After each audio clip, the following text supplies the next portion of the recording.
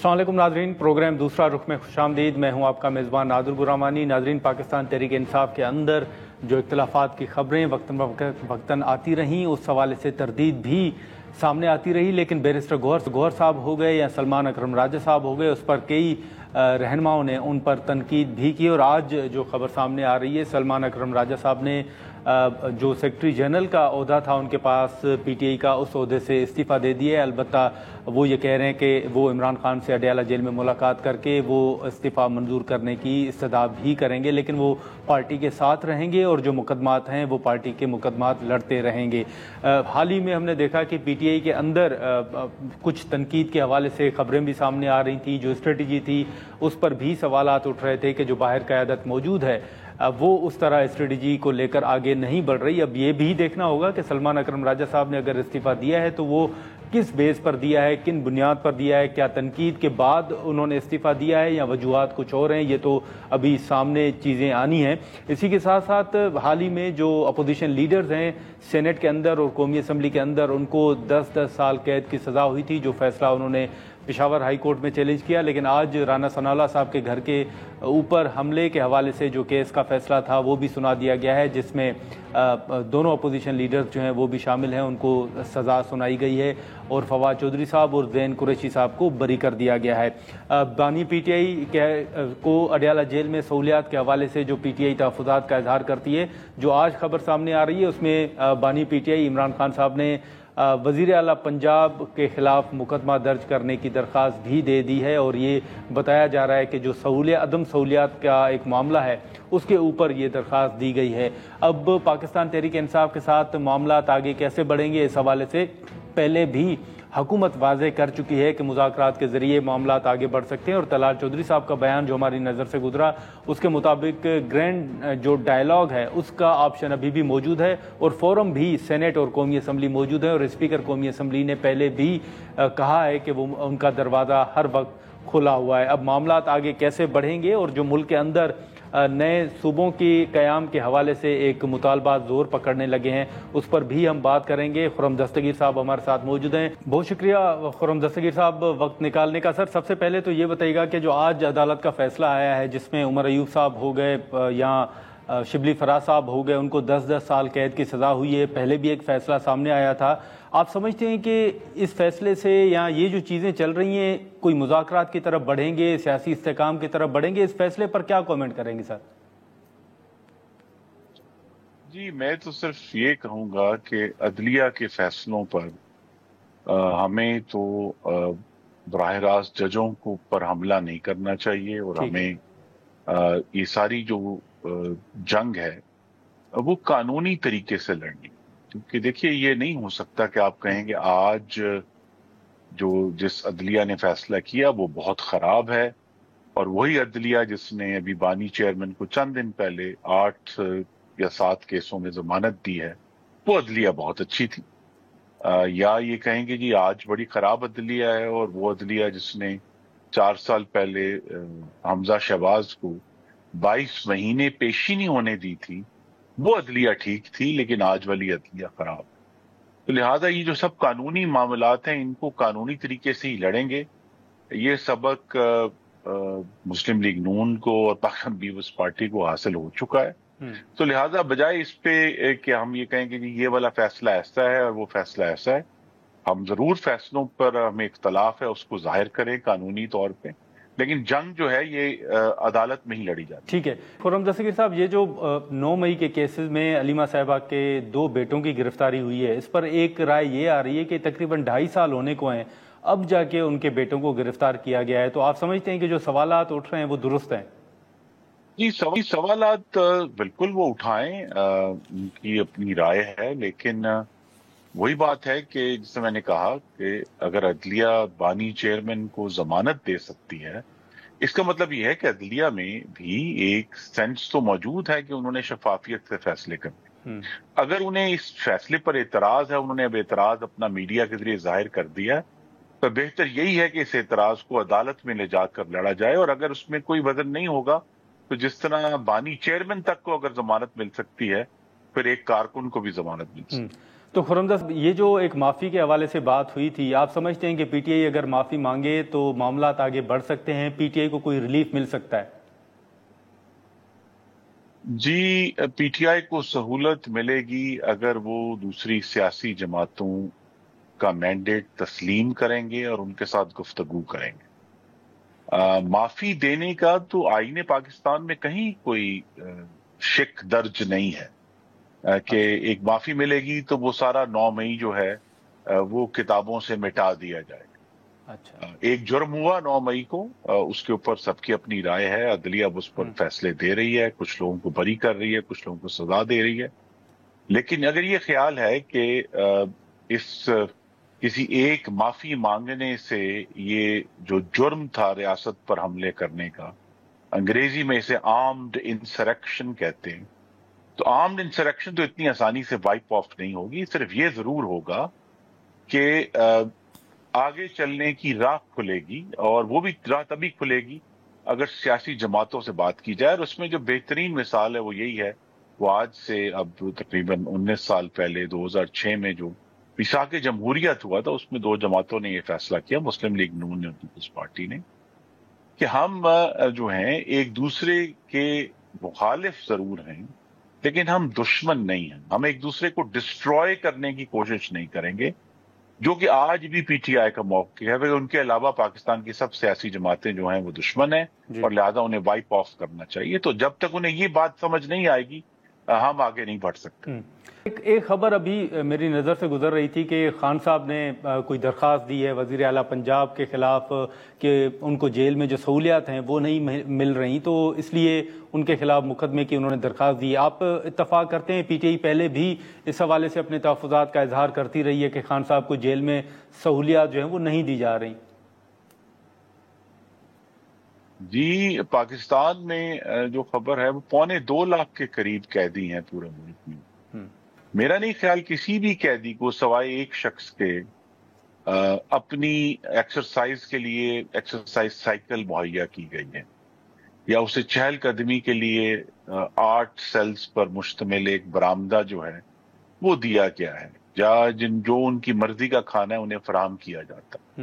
تو اگر 2.25 لاکھ میں سے یہ تو وہ لوگ تھے جو کہتے تھے ملک میں 2 نہیں 1 قانون ہوگا، تو وہ آلریڈی ان کو تو ان کی جو جیل مینول کے تحت حقوق ہے اس سے بہت زیادہ حکومت پنجاب نے ان کو دی ہے اجازت۔ لیکن اصل ایشو یہ ہے کہ وہ غالباً اس دن سے ضرور انہیں خوف زدہ ہونا چاہیے کہ جب مریم نواز اگر آ کر بتائیں گی کہ جب وہ اڈیالہ جیل میں تھی تو انہیں کیا سہولیات میسر تھی، وہ تو ایک بہت ہی بھیانک پیریڈ تھا۔ اور یا جس دن محمد نواز شریف اڈیالہ جیل میں گئے، آج خود ملک میں واپس آ کر اپنی مرضی سے جیل گئے، تو اس دن ان کے ساتھ کیا سلوک ہوا، یا شہباز شریف جب ان کو جیل میں ڈالا گیا تو ان کی جو نگرانی کی جاتی تھی کہ کہیں ان کو ایک گلاس پانی بھی ایکسٹرا نہ ملے، تو یہ سب چیزیں تاریخ کا حصہ ہیں۔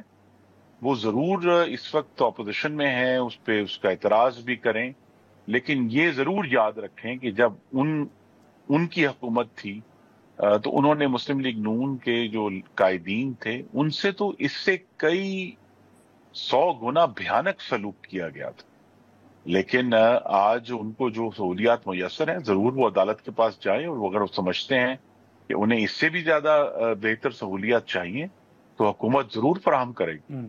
سر، یہ جو 27ویں آئینی ترمیم کے بعد اب نئے صوبوں جو ہے ان کی قیام کے حوالے سے، نئے صوبوں کے قیام کے حوالے سے جو مطالبات زور پکڑ رہے ہیں، آپ کیا دیکھ رہے ہیں سر؟ مسلم لیگ نون یا موجودہ حکومت کیا سمجھتی ہے کہ نئے صوبے بننے چاہیے؟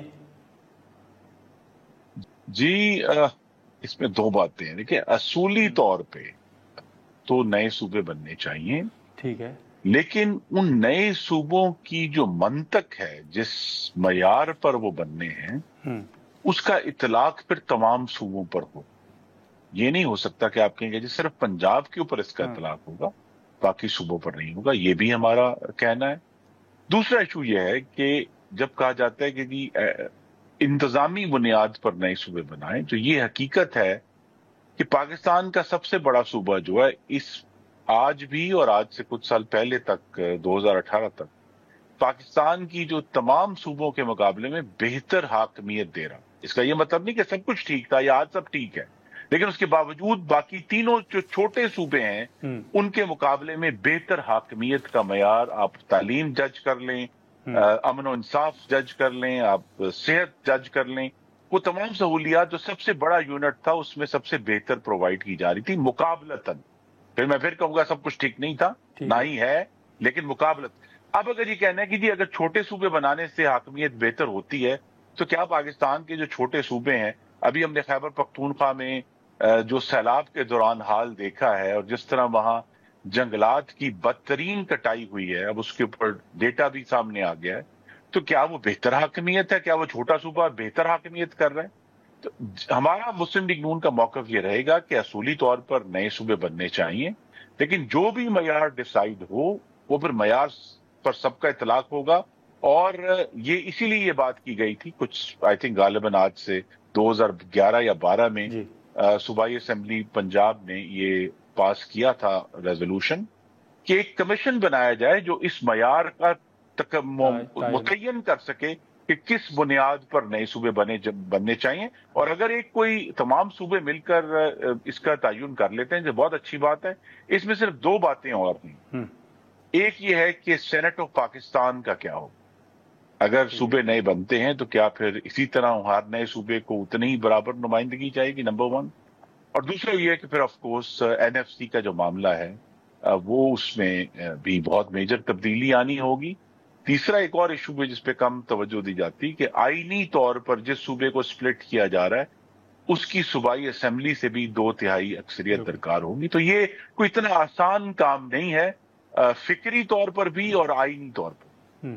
لیکن خرم دستگیر صاحب، یہ حال ہی میں آرمی چیف صاحب کی جو توسیع کے حوالے سے ایک بات چلی تھی، اس حوالے سے رانا ثناء اللہ صاحب کا اور بیرسٹر عقیل صاحب کا ایک موقف سامنے آیا تھا. میں بطور سابق وزیر دفاع آپ سے جاننا چاہوں گا کہ جب قانون منظور ہوا تھا تو اس وقت تک تو 3 سال کا نوٹیفیکیشن تھا، تو کیا اب مزید نوٹیفیکیشن توسیع کے حوالے سے جاری ہونا ہے یا نہیں؟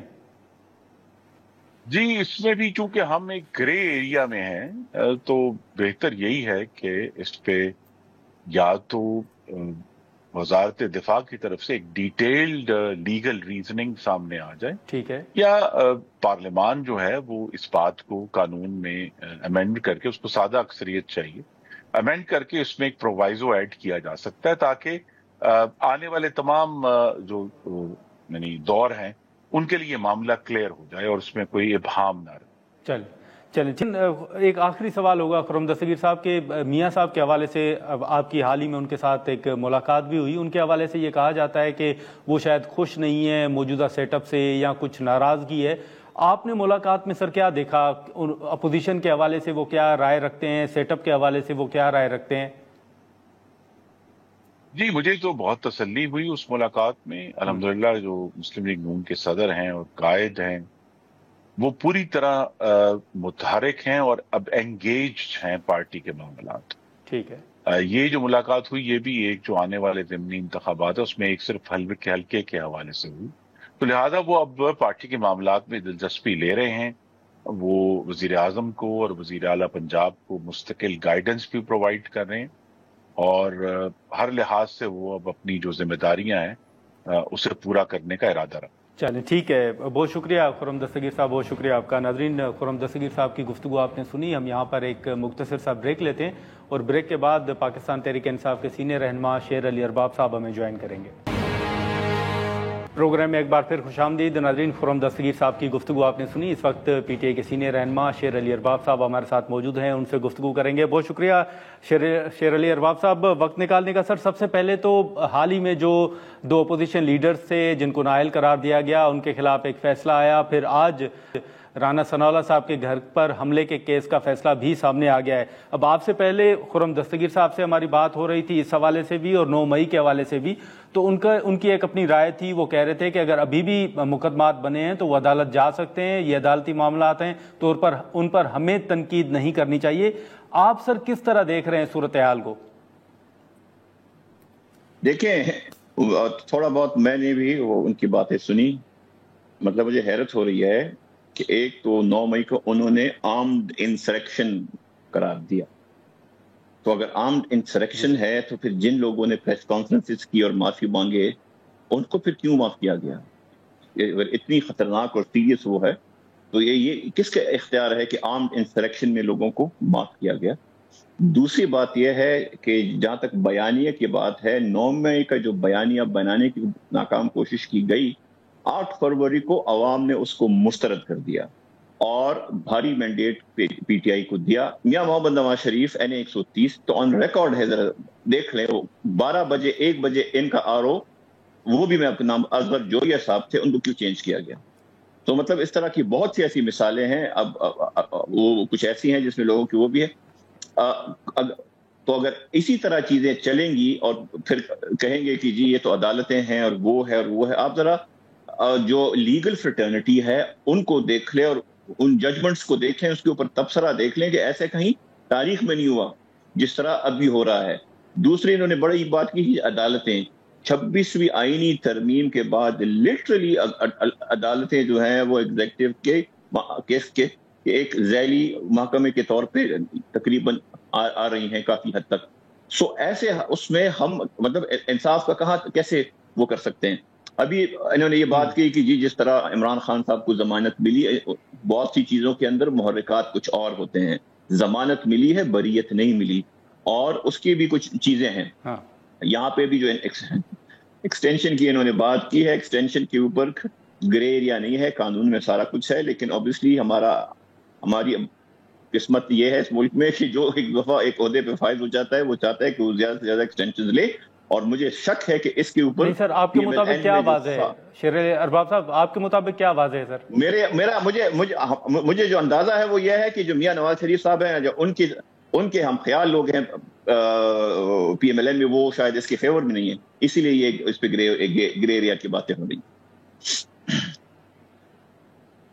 اچھا، لیکن سر ابھی خرم دستگیر صاحب سے یہ جو ایک معافی کی بات ہوئی تھی، آپ کو یاد ہوگا DG ISPR صاحب نے بھی کی تھی، اس کے بعد حکومتی رہنماؤں نے بھی کی۔ اب خرم دستگیر صاحب کے مطابق کہ اگر آپ معافی بھی مانگ لیں تو معاملات حل نہیں ہوں گے، یہ نہیں ہوگا کہ کیسز ختم ہو جائیں گے۔ دیکھیں، پہلی بات تو یہ ہے کہ اگر آپ ساری کی ساری ابھی اکارڈنگ ٹو خرم دستگیر صاحب، انہوں نے کہا کہ اٹ واز این آرمڈ انسرکشن، تو اگر عام انسرکشن معافی کے اوپر ختم ہو سکتی ہے تو پھر تو یہ ملک ہی بنانا ریپبلک ہے۔ مطلب ہے کہ کوئی اور ہوا ہے اس طرح۔ 9 مئی میں جن لوگوں نے پریس کانفرنسز کیے، معافیاں مانگی، ان کے اوپر کوئی کیس نہیں ہے۔ جو آپ کا کور کمانڈر لاہور کے بعد ایسے لوگ تھے جو پائے گئے اور اسی جگہ پہ تھے، ان کے ساتھ والوں کو، یاسمین راشد صاحبہ ہو گئی، باقی ہو گئی، خدیجہ شاہ صاحبہ ہو گئی، ان کو جو کہ اندر بھی نہیں گئے تھے ان کو سزائیں ہوئی، اور جو ان کے ساتھ تھے جو شاید زیادہ اس وقت انتھوزیاسٹک تھے، انہوں نے معافی مانگی اور وہ چلے گئے۔ تو یہ وہی والی بات کہ 1 اور 2 قانون۔ دوسرا، انہوں نے لیڈرشپ کی بات کی 100 گنا زیادہ، جتنا عرصہ عمران خان نے جس تختی میں گزاری، ان کی لیڈرشپ 2 3 مہینے میں یا کمپرومائز کر کے ملک چھوڑ دیتے تھے یا جیلوں کے ہسپتالوں تک پہنچ جاتے تھے۔ سو یہ چیزیں جو ہیں بڑا سمپل ہے، یہ بڑا سمپل ہے، اس وقت ان کی مجبوریاں ہیں۔ ابھی جو یہ 12 صوبوں والی بات ہے وہ بھی جی لیکن شیر علی ارباب صاحب، یہ جو ایک بات وہ بھی کر رہے تھے کہ جیسے آپ نے پریس کانفرنس کا ذکر کیا، تو آپ سمجھتے ہیں کہ ان تمام رہنماؤں سے جنہوں نے پریس کانفرنس کی 9 مئی کے بعد، وہ جبری طور پر ان سے کروائی گئی، اور اب وہ آپ لوگوں کے ساتھ کوئی رابطے میں بھی ہیں، وہ بتاتے بھی ہیں کہ ہم سے تو زبردستی یہ کروائی گئی پریس کانفرنس؟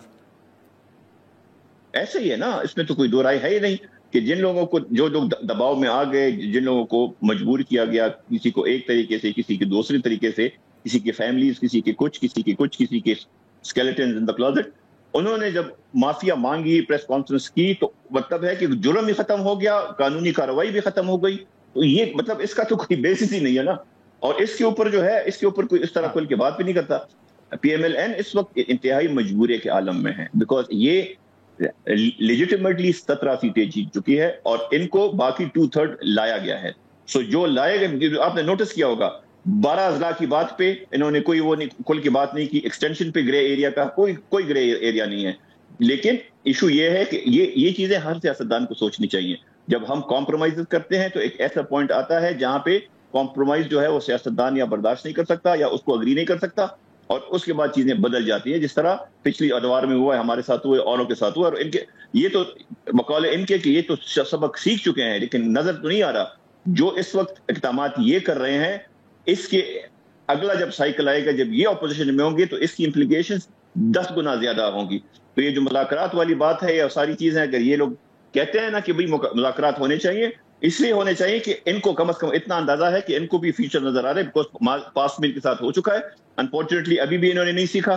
اور جو افسوسناک بات یہ ہے کہ میاں نواز شریف صاحب کا سٹانس پھر بھی اسٹیبلشمنٹ کے حوالے سے ایک ہے، اور ان کو بھی مجبوراً کمپرومائز کرنا پڑا C M ship of Punjab کے. ناظرین، یہاں پر ایک مختصر سا بریک لیتے ہیں اور بریک کے بعد یہیں سے گفتگو کو آگے بڑھاتے ہیں.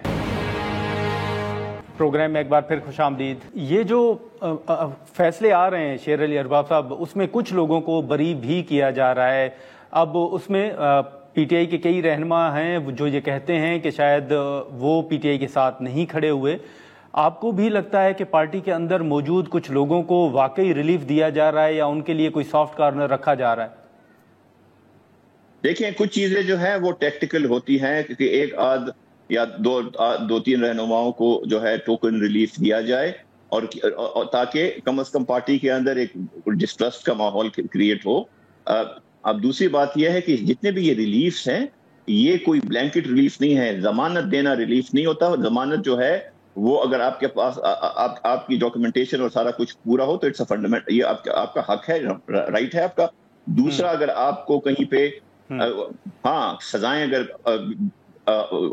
ختم ہو جائیں، کیسز میں بریت ہو جائے، وہ that is the main relief, اور وہ ہمارے لیڈرشپ میں کسی کو بھی نہیں ایسا مل رہا. دوسرا، اتنے زیادہ کیسز ہیں، اگر 1 2 3 کیسز میں ٹوکن بریت ہو جائے یا ایون ٹوکن ضمانت بھی ہو جائے، اس کا یہ مطلب نہیں ہے کہ کوئی سافٹ، یہ ریلیف انٹرم ہوتا ہے. انٹرم کا مطلب ہے کچھ دنوں کے لیے ہوتا ہے یا کچھ ٹائم فریم کے لیے ہوتا ہے. سو ایشو یہ نہیں ہے. لیکن حیرت کی بات یہ ہے، مجھے حیرت ہو رہی ہے، قرآن دستگیر صاحب اتنے پڑھے لکھے آدمی ہیں، مطلب ہے کہ 9 مئی کا ان کا جو ہم نے دیکھا کہ جی ہو گیا. دوسرے، ابھی انہوں نے 12 صوبوں کی بات کی کہ جی اسمبلی میں 2/3 میجورٹی. صوبائی قومی اسمبلی میں اگر 17 سے 2/3 ہو سکتی ہے تو کرنے والے اس پہ بھی 2/3 تو لے سکتے ہیں نا.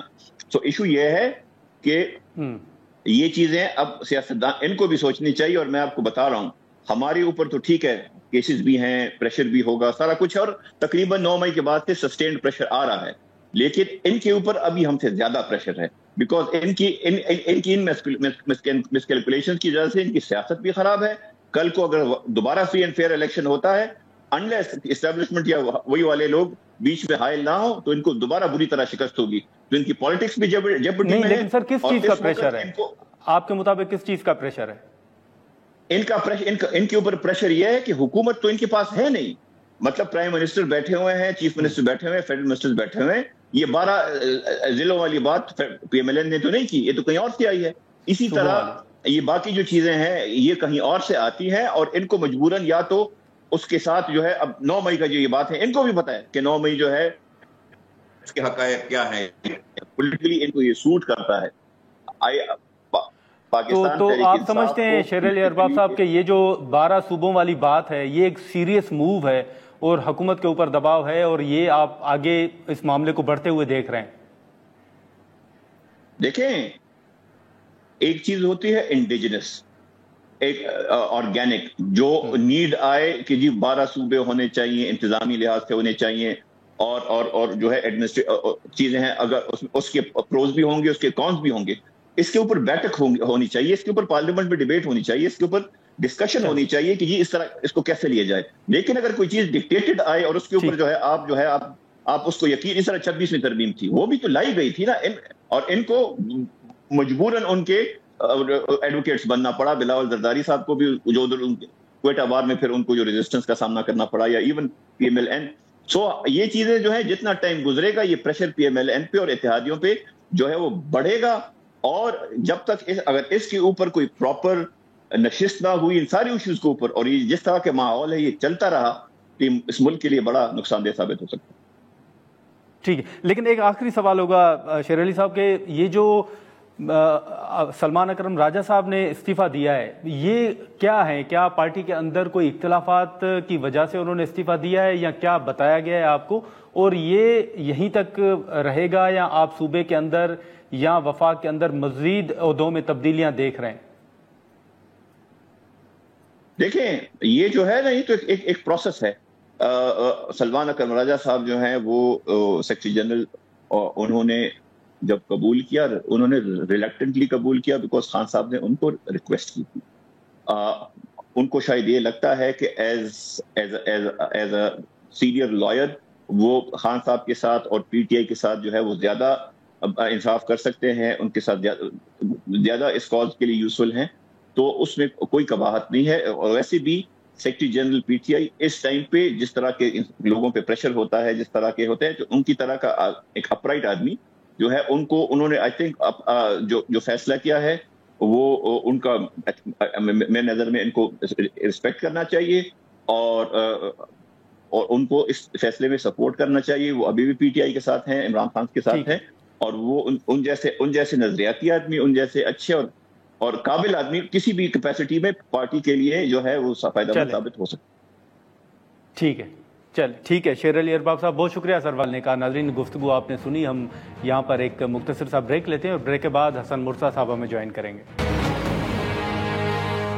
پروگرام میں ایک بار پھر خوش آمدید. خرم دستگیر صاحب اور شیر علی ارباب صاحب کی گفتگو آپ نے سنی. اس وقت حسن مرتضیٰ صاحب ہمارے ساتھ موجود ہیں، ان سے گفتگو کریں گے. حسن مرتضیٰ صاحب بہت شکریہ وقت نکالنے کا. سب سے پہلے تو یہ بتائیے گا کہ پیپلز پارٹی نے جو مسلم لیگ نون کے حوالے سے حال ہی میں تحفظات کا اظہار بھی کیا، لیکن اب ضمنی الیکشن میں پھر ایک اتحاد کا فیصلہ سامنے آ رہا ہے. کیا فیصلہ ہوا ہے؟ کیا سیٹ ایڈجسٹمنٹ ہوگی یا کیا فیصلے ہوئے ہیں؟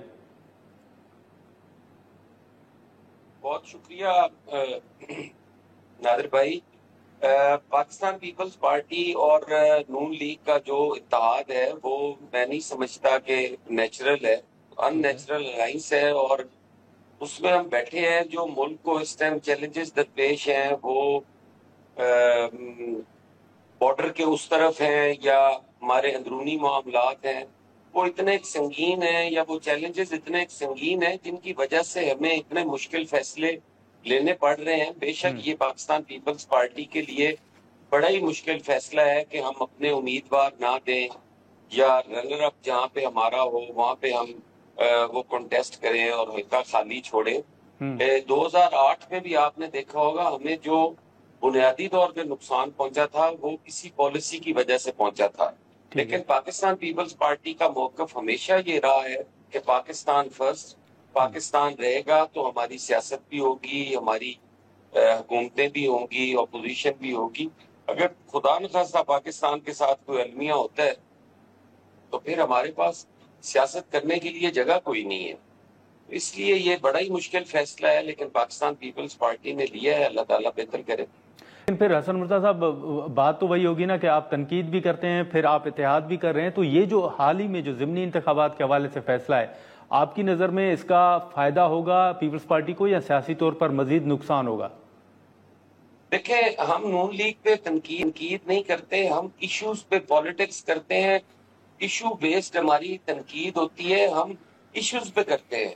اگر ہم ان کے اتحاد میں بیٹھ کے، ان کے الائنس میں بیٹھ کے ان کی حمایت کرتے ہوئے اگر ہم یہ بات کہتے ہیں کہ ہمارا کاشتکار مر رہا ہے، ہمارے کاشتکار کے ساتھ زیادتی ہو رہی ہے، ایگریکلچر پالیسی کوئی نہیں ہے، تو یہ ہمارا حق ہے نا، ہم ان لوگوں کو ریپرزینٹ کرتے ہیں. اب یہ ضروری نہیں ہے کہ اس کے لیے ہم کسی بھی حکومت کو گرا دیں، کسی بھی پولیٹیکل پروسیس کو ہم ختم کر دیں، اس سسٹم کو ڈی ریل کر دیں، ہم تیسری قوت کو انٹروین کرنے کی دعوت دیں. یہ ساری چیزیں دیکھیں سامنے رکھ کے سیاست کرنی پڑتی ہے، اور جو بھی وفاق کی جماعت ہوگی، جو بھی فیڈریشن کو مضبوط دیکھنا چاہے گی، وہ یقیناً ایسے مشکل حالات میں جہاں پہ اپنی آئینی ذمہ داریاں بھی پوری کرے اور جہاں پہ ملک کے لیے، قوم کے لیے اگر کوئی بہتر تجویز دے سکے، تو ہم تو انہیں ہمیشہ یہ تجویز دیتے ہیں کہ اس طرح نہ کریں. ہمارے اگر آپ تعلیم کو آؤٹ سورس کر دیں گے، اگر ہیلتھ کو آؤٹ سورس کر دیں گے، تو پھر حکومت کا مقصد کیا ہے؟ صرف ٹیکس کلیکشن، پھر یہ جگہ لینا، یہ بھتہ لینا ہی بچتا ہے. اگر آپ لوگوں کو ہیلتھ نہیں دے سکتے، آپ لوگوں کو ایجوکیٹ نہیں کر سکتے، تو پھر حکومت کا مقصد کیا ہے؟ نہیں مرتضیٰ صاحب، آپ کے مطابق پنجاب کے اندر لوگوں کو صحت اور تعلیم کی سہولیات نہیں مل رہی؟ ہمیں بہت تحفظات ہیں اس پالیسی پہ، وہ چاہے تعلیمی ہو چاہے صحت کے معاملات ہوں، ہمیں بڑی تشویش ہے اس حوالے سے، اور ہم اس کا اظہار کرتے رہتے ہیں کہ یہ طریقہ کار نہیں ہے۔ سندھ کے اندر آپ سندھ پہ ہزار تنقید کرتے ہیں، آپ سندھ کا ماڈل ہی جو ہے وہ اپنا لیں پنجاب کے اندر۔ آپ ہیلتھ سیکٹر میں دیکھیں سندھ کے اندر کتنی ترقی کی ہے، آج سندھ سب سے آگے جا رہا ہے، اور میں تو کہتا ہوں کہ ایشیا میں اگر بہتر کوئی علاج کی سہولتیں ہیں تو وہ سندھ کے اندر ہے۔ تو سندھ والا ماڈل ہی اگر آپ کر لیں تو آپ کو یہ آؤٹ سورس کرنے ہی نہیں پڑیں گے۔ لیکن استاد صاحب یہ بتائیے گا سر کہ یہ حال ہی میں 27ویں آئینی ترمیم کی بات ہوئی، لیکن اب صوبوں کے قیام کے حوالے سے باتیں چل رہی ہیں، مطالبات زور پکڑ رہے ہیں، یہ کس کانٹیکسٹ میں باتیں ہو رہی ہیں؟ آپ کیا دیکھ رہے ہیں اس کے پیچھے کیا موٹو ہو سکتا ہے؟ دیکھیں میں تو یہ سمجھتا ہوں ایک سیاسی کارکن کے حوالے سے کہ یہ فیلرز دیے جاتے ہیں، ٹھیک ہے، اور لوگوں کو ٹیسٹر لگایا جاتا ہے کہ وہ کیا چاہتے ہیں۔ جہاں تک صوبوں کا تعلق ہے، پاکستان پیپلز پارٹی کا ہمیشہ یہ موقف رہا ہے اور بڑا واضح موقف رہا ہے، جہاں تک کہ ہم نے اپنے پنجاب کے اندر سینٹرل پنجاب اور سردرن پنجاب کی تنظیمیں علیحدہ بنا دی کہ یہاں دو صوبوں کی بڑی شدت سے ضرورت ہے کہ 12-13 کروڑ کا ایک صوبہ ہے جس کا اتنی دور دراز سے لوگوں کو آنا پڑتا ہے۔ اگر کسی نے چیف سیکرٹری صاحب کو ملنا ہو، کسی نے آئی جی صاحب کو ملنا ہو، تو اتنے دور دراز سے وہ آئیں گے، اور اگر آگے سے صاحب بہادر وہاں پہ موجود نہ ہوں گے تو وہ لوگوں کے پاس تو رہنے کی جگہ نہیں ہوگی، کھانے کے لیے ان کو مشکلات ہوں گی، وہ اتنا خرچ اخراجات جو ہیں وہ کیوں جاتے ہیں؟ تو ہمیں انتظامی بنیادوں کے اوپر صوبوں کی ضرورت ہے۔ ہم لسانی بنیادوں پہ، ہم تعصب کی بنیاد پہ صوبے نہیں چاہتے، ہم چاہتے ہیں پنجاب ایک رہے، لیکن مجبوری ہے کہ یہاں انتظامی بنیادوں پہ اتنا بڑا صوبہ اس کو مینج کرنا بڑا مشکل ہے۔ ایک آئی جی پولیس ہے اور 13 کروڑ لوگ ہیں، میں سمجھتا ہوں کہ وہ لوگوں کی پہنچ سے بہت دور ہے۔ ایک چیف سیکرٹری ہے، وہ لوگوں کی پہنچ سے دور ہے۔ اگر اس کو آپ پاورز کو ڈیوالو کریں گے تو بہتری آئے گی۔ یہاں پہ آپ کو نئی فورسز بنائے جا رہے ہیں، آپ نئے ایک محکمے کو توڑ کر اتنے کا آپ نے ڈپارٹمنٹ کھڑے کر دیے ہیں کہ بندے مارنے کے لیے ایک ڈپارٹمنٹ بنا دو جی، بندے بچانے کے لیے ایک ڈپارٹمنٹ بنا دو جی۔ بھئی کیا کر رہے ہیں آپ؟ یہ کون سا طریقہ ہے؟ آپ اپنی ہی پولیس پہ عدم اعتماد کا اظہار کر رہے ہیں ایک سی سی ڈی بنا کر۔ کیا چاہتے کیا ہیں آپ؟ کوئی ویژن نہیں ہے، بس صرف یہ ہے کہ زبردستی آپ جبر کے ساتھ امن قائم کر سکتے ہیں، آپ جبر کے ساتھ انصاف فراہم کر سکتے ہیں۔ جبر تو کوئی حل بھی نہیں ہے۔ یہ تو ایک آگے دور آیا تھا، اس دور میں بھی اسی طرح لوگوں کو مارا گیا تھا اور ایک وقتی طور پہ سکون ہوا تھا۔ اس کے بعد کیا ہوا؟ آپ لوگوں کی جو مینٹل اپروچ ہے آپ اس کو دیکھیں، لوگ کرائم کی طرف کیوں جا رہے ہیں؟ جب لوگوں کو انصاف نہیں ملتا تو لوگ جرم کرتے ہیں۔ اگر ایک آدمی کو انصاف مل جائے تو کیا وہ اپنے بچوں کے ساتھ خوش رہنا پسند نہیں کرے گا؟ وہ جیل جانا پسند کرے گا؟ وہ موت پسند کرے گا؟ قطعاً نہیں ہے۔ ہم جب لوگوں کو انصاف فراہم نہیں کر پاتے تو پھر ہمیں اس طرح کے ادارے اور اس طرح کے ڈپارٹمنٹ بنانے کی ضرورت محسوس ہوتی ہے۔ ٹھیک ہے، لیکن مرتضیٰ صاحب حال ہی میں جو آپ کا یوٹیلیٹی اسٹورز کے حوالے سے مطالبہ تھا وہ تو حکومت نے نہیں مانا۔ دیکھیں یہ میرا خیال ہے کہ اب اس میں کوئی ابہام نہیں رہ گیا کہ پی ایم ایل این کی حکومت جو ہے وہ کبھی بھی روزگار دینے کے حق میں نہیں ہے۔ وہ ہمیشہ پاکستان پیپلز پارٹی روزگار دیتی تھی، بلکہ جب بی بی شہید تشریف لائی تو لوگ کہتے تھے کہ بے نظیر آئے گی، روزگار لائے گی۔ تو ایک علامت، ایک سمبل تھا روزگار کا کہ پیپلز پارٹی لوگوں کو روزگار دیتی ہے۔ پھر جب حکومت چینج ہوتی تھی ان لوگوں کو نوکریوں سے نکالا جاتا تھا، پھر جب پیپلز پارٹی آتی تھی ان کو سارے بیک بینیفٹس دے کے بحال کرتی تھی، یہاں تک کہ ہمارے خلاف مقدمات بنے۔ ہمارے سابق وزرائے اعظم جو ہیں وہ جیلیں کاٹ کے آئے ہیں نوکریاں دینے کے جرم میں۔ پیپلز پارٹی اپنے یوٹیلیٹی سٹور کے دوستوں کے ساتھ بھی کھڑی ہے، ہم پاسکو کے ساتھ بھی کھڑے ہیں, ٹھیک ہے, ہم پی ٹی وی کے ساتھ بھی کھڑے ہیں, ہم تمام اداروں کے ساتھ, ہم پی آئی اے کے ساتھ کھڑے ہیں, ہم سٹیل مل کے ساتھ کھڑے ہیں. ہم کہتے ہیں کہ آپ ان کو ریگولرائز کرو, ان اداروں کو, ان کی پرفارمنس بہتر کرو, ان کی گورننس بہتر کرو. آپ اگر جہاز نہیں خریدو گے اور آپ کہو گے جی کہ ہمارا خسارے میں جا رہا ہے, ہم لوگ نکال دیتے ہیں.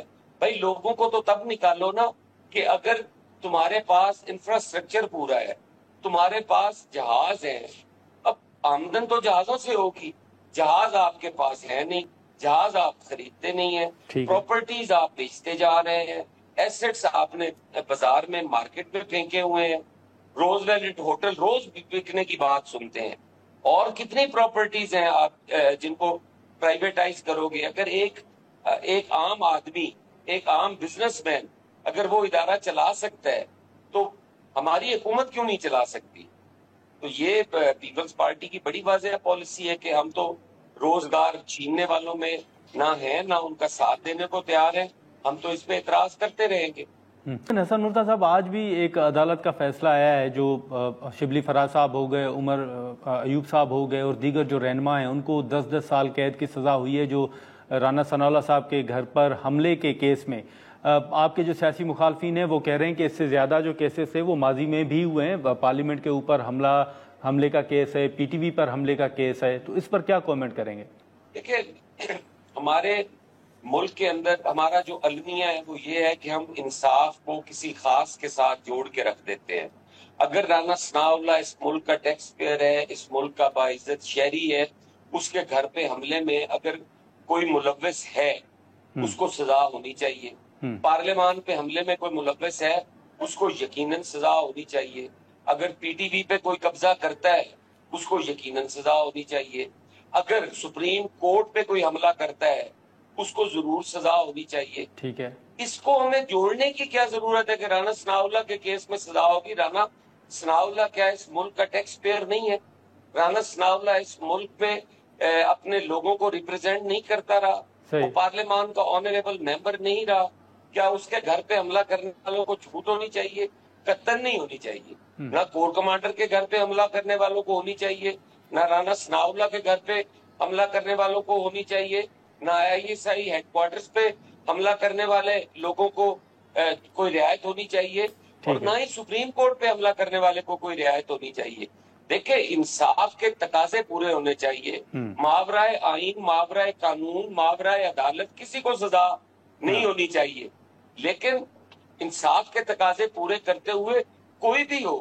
اگر شہید ذوالفقار علی بھٹو کو بے گناہ سزائے موت دی جا سکتی ہے, اگر محترمہ کو سڑک پہ اسیسینیٹ کیا جا سکتا ہے, اگر پاکستان پیپلز پارٹی کے ہزاروں کارکنوں کو سڑکوں کے اوپر شہید کر دیا جاتا ہے, تو میں کیسے کہوں گا کہ انصاف نہیں ہونا چاہیے؟ میں تو کہوں گا کہ انصاف ہونا چاہیے اور اکراس دی بورڈ ہونا چاہیے.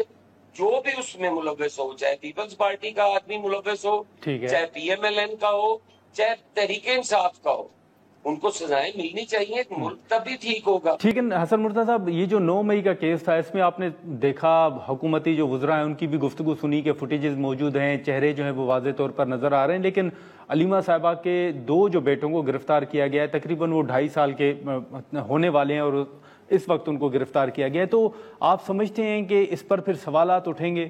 دیکھیں, میں نے تو اسی لیے بڑا واضح کہا ہے کہ ماورائے آئین قانون, ماورائے عدالت نہیں ہونا چاہیے, انصاف ہونا چاہیے اور انصاف نظر آنا چاہیے. ٹھیک ہے, لیکن حسن مرتضیٰ صاحب معذرت آپ کی بات کاٹ رہا ہوں, آپ سمجھتے ہیں کہ پھر علیمہ صاحبہ کے 2 بیٹوں کی گرفتاری ماورائے قانون ہے؟ نہیں, میں یہ نہیں کہتا کہ ان کی گرفتاری ماورائے قانون ہے یا ماورائے آئین ہے. میں کہتا ہوں کہ ان کو 2.5 سال تک نہ پکڑنا یہ حکومت کی نااہلی ہے, یہ اداروں کی نااہلی ہے. اور اسی سے یہ جو بیڈ پروسیکیوشن ہے, اسی سے آپ کے ملزمان کو فائدہ پہنچتا ہے. انصاف کے تقاضے پورے نہیں ہو سکتے. آپ کی نیت میں جب فطور ہوتا ہے, آپ جب لوگوں کو غلط گرفتار کرتے ہیں, ان کو ملوث کرنے کی کوشش کرتے ہیں, اس وقت لوگوں کے اندر قانون شکنی کی ہمت بھی پڑتی ہے اور اس وقت وہ مجبوراً جرم بھی کرتے ہیں. اگر یہی لوگ پہلے پکڑے جاتے, بے گناہ ہوتے, چھوڑ دیا جاتا, گنہگار ہوتے, چلان ہوتے، ہر چیز موجود تھی، تو کیوں 2.5 سال کی تاخیر ہوئی؟ یہ یقیناً جو ہے میں سمجھتا ہوں کہ حکومت کی میلا فائڈی ہے۔ چلیں حسن مرزا صاحب بہت شکریہ وقت نکالنے کا۔ ناظرین، خرم دستگیر صاحب، شیر علی ارباب صاحب اور حسن مرزا صاحب کی گفتگو آپ نے سنی۔ آج کے پروگرام میں اتنا ہی، اجازت دیجیے، اللہ حافظ۔